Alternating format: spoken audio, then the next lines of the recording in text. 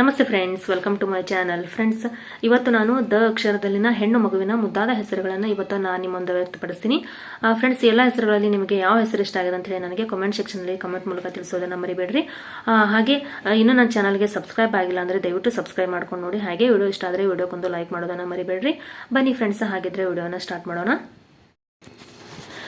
ಮೊದಲನೇ ಹೆಸರು ದಿಶಾ.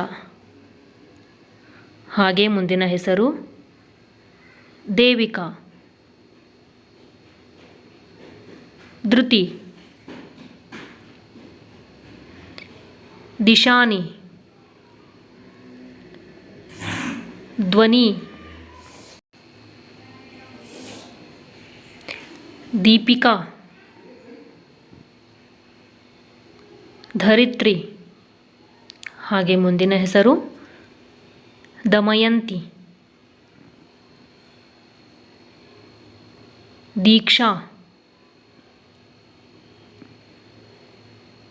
ದಿಶಾನಿ, ಧನಶ್ರೀ, ದೀಪ್ತಿ, ದಾರಿಣಿ, ದಾಕ್ಷಾಯಿಣಿ, ದೇವಿ, ದಾನಮ್ಮ, ದೇವಾಂಗಿ, ದರ್ಶಿನಿ.